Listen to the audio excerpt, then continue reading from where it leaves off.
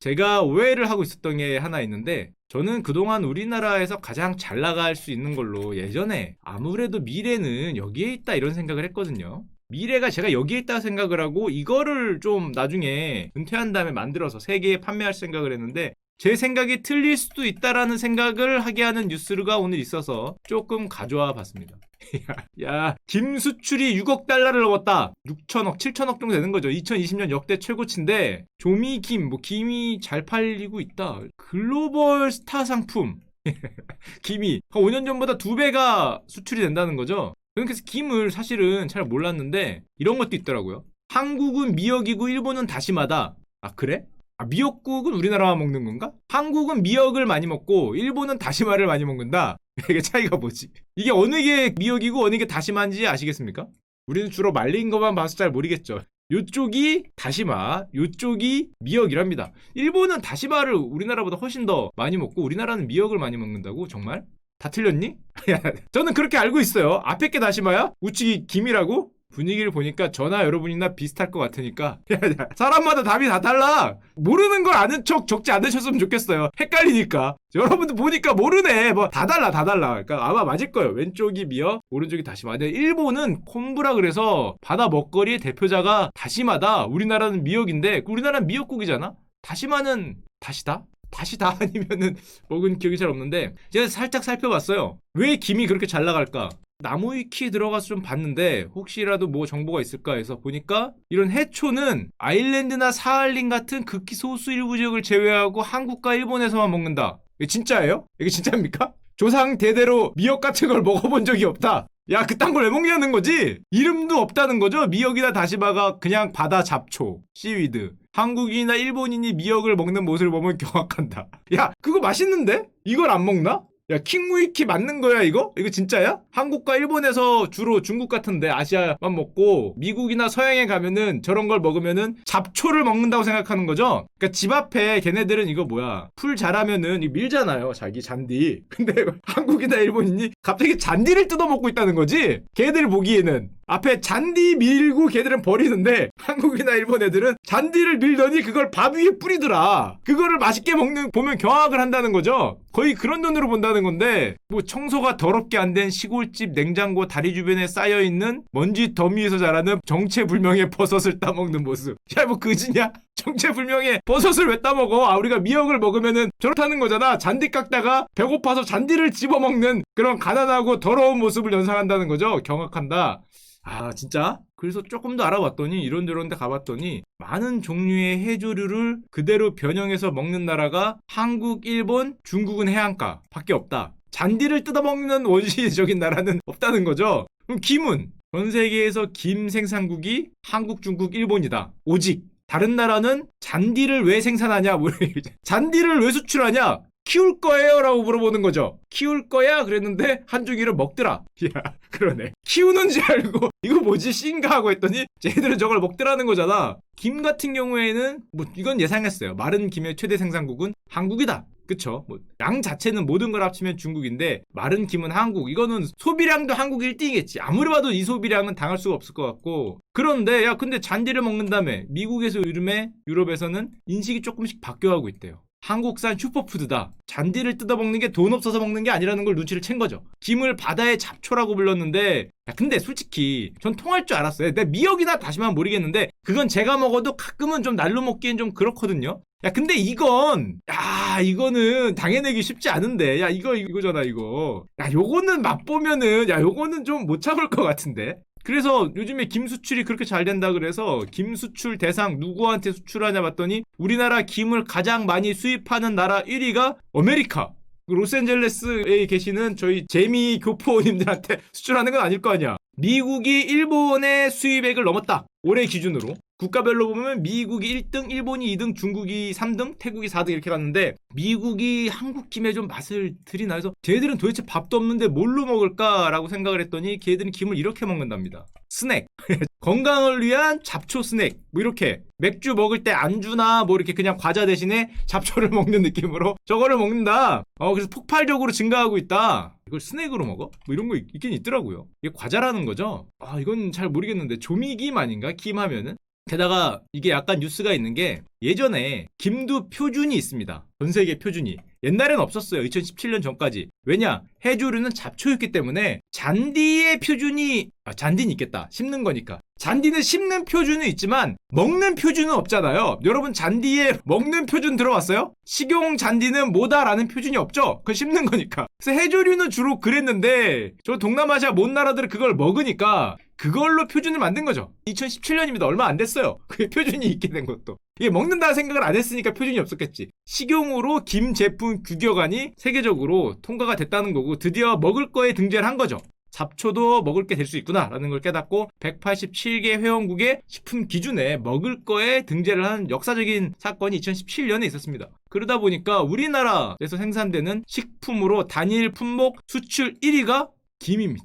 물론 저보다 조금 더 큰 거는 담배하고 참치는 있는데 담배는 식품이라고 하긴 좀 먹는 건 아니니까 피는 거고 참치는 우리나라에서 생산이라고 하기 조금 애매한 게 저기 딴 데 가서 잡으니까 그래서 굳이 우리나라 근처라고 치면은 수출 1위가 김이다. 오, 한국, 중국, 일본, 동북아 3국에서만 나온다. 더 황당했던 게 김이 자랄 수 있는 기후 조건이 동북아 지역에서만 조성되기 때문이다. 한국, 중국, 일본이 기후가 특별한가? 이거 무난한 거 아니야? 무슨 뭐 아주 춥거나 아주 더운 게 아닌데 어떻게 그렇지? 다른 나라에 김이 없나? 에이, 그 김이 자랄 수 있는 기후 조건이 아니라 그 나라에서는 생각도 안 하겠지. 바닷속에 있는 잡초가 우리나라 기후 조건에 맞는지 안 맞는지 연구를 해본 나라가 없겠지. 아무리 생각해도. 저건 한중일의 특징이라기보다는 그 나라가 그 바다 잡초를 그거 연구를 하지 않을 거 아니야. 무관심, 그래, 무관심. 모르겠다라고 생각을 한 게 아닌가라는 생각이 되는데 하여튼 지금으로서는 뭐 배도 아니고 우리나라에 난리는 없을 것 같고 그렇다고 합니다. 정확하게 모르겠어요. 바다의 반도체다. 왜냐하면 수출이 그렇게 잘 되기 때문에 바다의 반도체. 우리나라는 앞으로 그 육지의 반도체는 삼성전자가 그 바다의 반도체는 누가 될까? 김 만드는 회사가 김간에? 김간에는 김 만드는 데가 아니잖아. 양반가인가? 양반댁인가? 하여튼 뭐 그게 뭐 반도체가 될 걸로 생각하면 될 것 같습니다. 자, 그리고 저는 몰랐는데 김의 어원을 좀 살펴봤어요. 왜 그걸 김이라고 부르나? 혹시 어원 아십니까? 제가 아무리 살펴봐도 잘 모르겠던데 저 어느 신문기사에서 갖고 왔는데 야, 이거 썰이지 않겠어? 무슨 썰이냐? 1640년 조선 인조 때 전남 광양 섬진강 하구에 있는 김여익이라는 사람이 참나무 가지에 김이 붙은 걸 보고 양식을 시작했다. 키워봤다. 무슨 잡초인지 몰라서 김여익의 성을 따서 김이라고 부르게 됐다. 야, 이거는 아무리 봐도 너무 비사 같은데? 이게 우리나라 성씨의 김씨라고? 이게 너무 좀 맞나?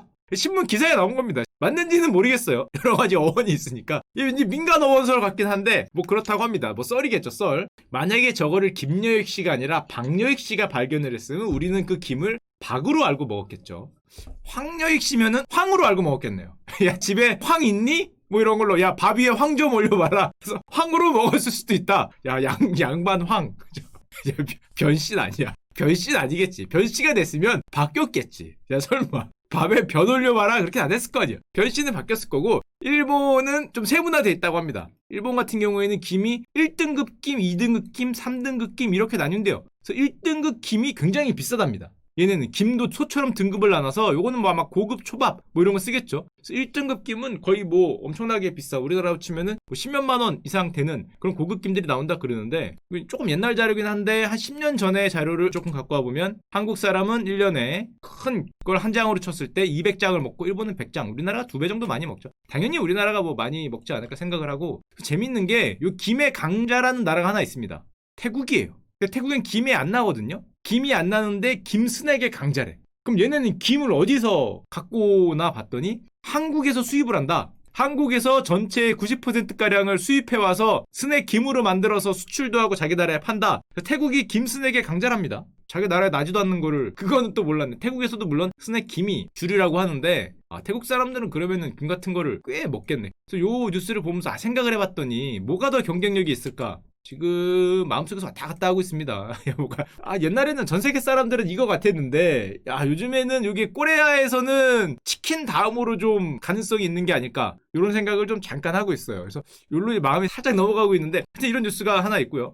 이 얘기는 사실은 몇 주 전부터 들었는데 제가 일부러 얘기를 안 했어요. 왜냐면은 종목 얘기를 하면은 사람들이 저는 어디까지나 아까 방송 처음에 얘기했지만 엔터테인, 재미를 중심으로 말씀드리는데 무슨 종목을 얘기하면은 그거를 이렇게 선정해줬다. 찍어줬다라고 생각하시는 분들이 있더라고요. 절대 아닙니다. 절대 절대 아닙니다. 그래서 제가 몇 주간 일부러 고개를 돌렸던 주식이 있는데 조금 이게 좀 진정되는 것 같아서 잠깐 보여드릴게요. 자, 저세상 주식이 대신 우리 박셀바이오라는 주식이 있는데 한창 뜨거웠던 주식이 있습니다. 정말 뜨거웠어요. 2달 새 주가가 15배, 석 달에 몇 배 올랐더라? 한 30배 올랐어요. 거의 미쳤는데 이게 뭐 증권업계는 당연히 급격한 주가 상승을 주어야 된다. 못 보신 분들은 그냥 오늘 듣고 잊어버리시면 됩니다. 이거는 정말 진정한 야수들, 정말로 나는 해낼 수 있다, 이 불타는 지옥불에 들어가서라도 거기서 악마 2마리의 목덜미를 잡고 끌고 나올 수 있다, 거의 콘스탄틴이다 라고 생각하시는 분들만 하시면 될 정도의 주식이기 때문에 왜냐하면 내용을 보면 2020년 10월에 최저가가 10,000원이었어요. 이거 무상증자에서 반통돼서 그런데 여기가 10,000원이었어요. 10월에. 그리고 한 달, 2달 반 뒤에 299,700원, 30만 원을 찍었어요. 2달 반 뒤에 30배를 찍었어요. 야, 이게 가능하구나. 이게 왜 여기서 시작했냐면은 상장이 여기에요. 뒤가 없는 게 아니라 이게 다 보여준 거야. 그때는 이제 3만 원 상장했는데 무상 증자 때문에 가격이 2분의 1로 돼서 그렇고 10,000원에서 30만 원 갔죠. 그랬다가 30만 원 찍고 지금 조금 빠지고 있어서 이럴 때 얘기 잘못하면은 괜히 이 조사 들어올 수 있어요. 조사 들어올 수 있어. 저는 아무 생각이 없이 얘기했는데 갑자기 뭐 슈커홀더스 얘기하더니 올리더라. 저놈 혹시 뒷주머니에 박셀바이오를 갖고 있는 게 아니냐 이런 오해를 하실까봐 한 주도 없고요. 있었으면 좋겠지만 안타깝게 없었고요. 이게 상장을 요 9월 초에 했었는데 그래서 작년에 저렇게 오르니까 2020년 새내기 상장사 주가 상승률 1위가 박셀바이오입니다. 보시면은 압도적인 일이죠. 1000%, 10배. 10배.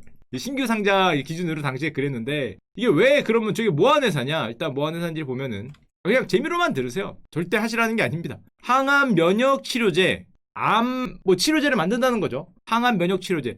제 방송을 많이 보신 분들은 듣자마자 뭐가 생각이 날 텐데 조금 이따 보여드리고요. 게다가 아까도 얘기했지만 이게 무상증자 이슈도 있었어요. 무상증자라는 게 주식을 더 주는 거죠. 공짜로 더 주는 거기 때문에 호재로 인식돼서 더 많이 올랐는데 애널리스트 누님들의 레포트를 보면 항암 면역세포 치료제 전문 기업이다 해서 영어가 굉장히 많아요. 무슨 NK세포, 수지상세포 뭐저쩌고저쩌고 해서 이런 세포 치료제를 만드는 거다. 제가 옛날에 한번 말씀드렸지만 저 항암 면역 치료제라는 게 뭐냐면 정말 쉽게 얘기하자면은 이거죠. 옛날에 기억이 나시죠? 우리 면역 세포가 얘한테서 누군지 조회를 하는데 얘가 가끔 밑장을 빼잖아. 가끔 밑장을 빼니까 얘가 얘를 못 죽인단 말이에요. 그래서 이 밑장 빼는 거를 탁 잡아서 얘가 얘를 죽일 수 있게 하는 게 이제 기본적인 항암 면역 치료의 원리인데 이게 이렇게 어디 가서 이렇게 얘기하시면 안 됩니다. 어디 가서 이런 저렴하게 얘기하시면 안 되는데 대충 문과적으로 이해를 하면은 이제 그렇게 이해를 하는 거고 이제 과학적으로 얘기를 하자면은 많죠. 물론 요 앞쪽에서부터 되게 간단히 얘기한 거고 여기서 여기 작용하는 것 여기서 여기 기전이 여러 개지 여러 개 중에서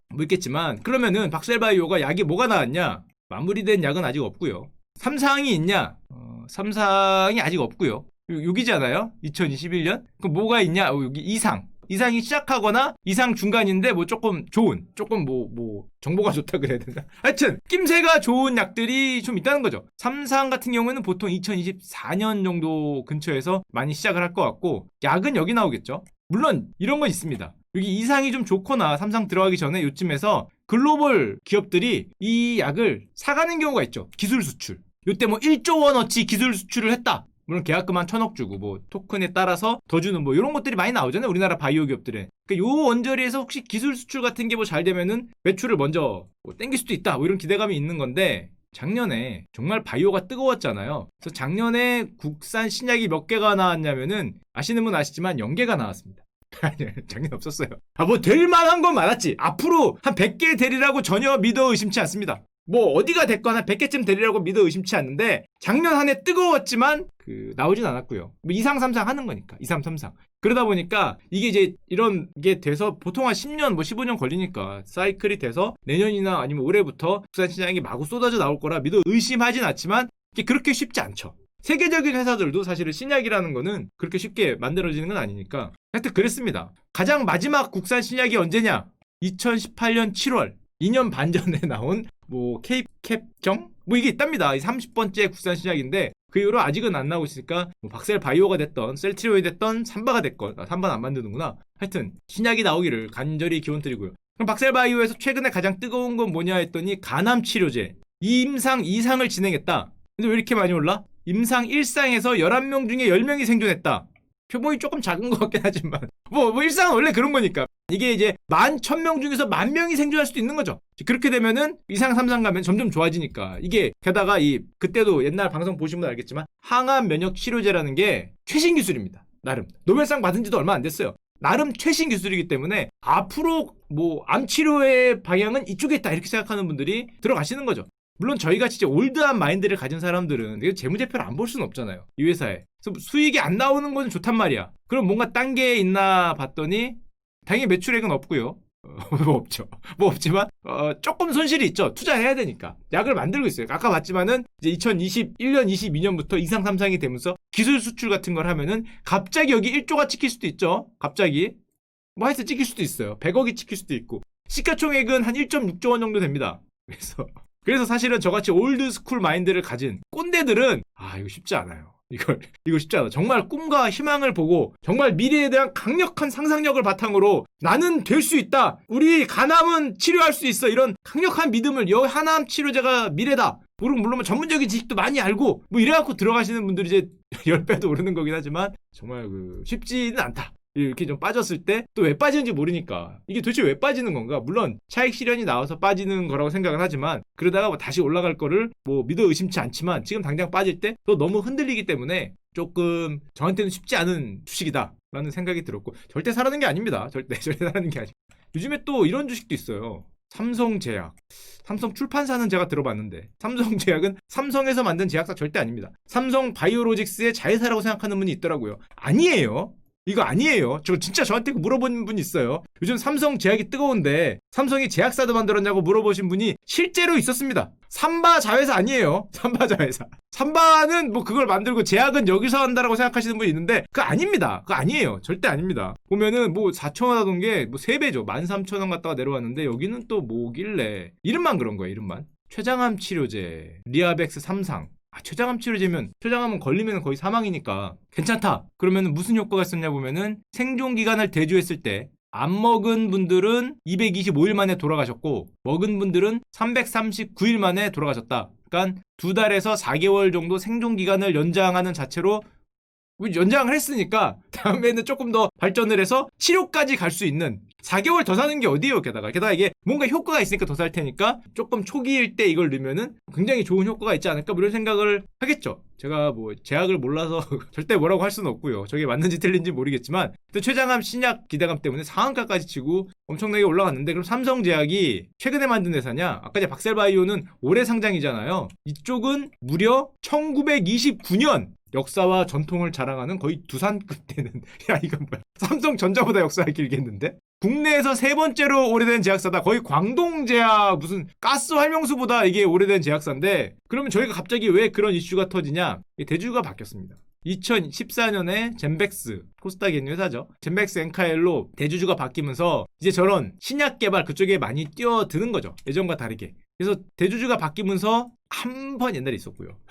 2014년에 정말 높게 뛰셨다. 정말 높게 뛰신 게 한 번 있었는데 뭐 잘 안 됐나 보죠. 내려왔다 이번에 다시 한 번 이제 이렇게 뛰어서 췌장암 3기가 되면 되니까 이렇게 가게 되기를 기원 드립니다. 참고로 삼성제약 제가 조금 찾아보니까 이런 이슈가 있더라고요. 회사가 지난해 2월 14일 날 전환사채를 발행했다. 약 200억 정도. 이게 2월 14일 날이니까 1년이겠죠? 아마 전환 청구 기간이 언제입니까? 오는 2월 14일이니까 2021년 맞는 것 같은데 곧 전환이 될 수도 있을 것 같아요. 전환가가 4,500원.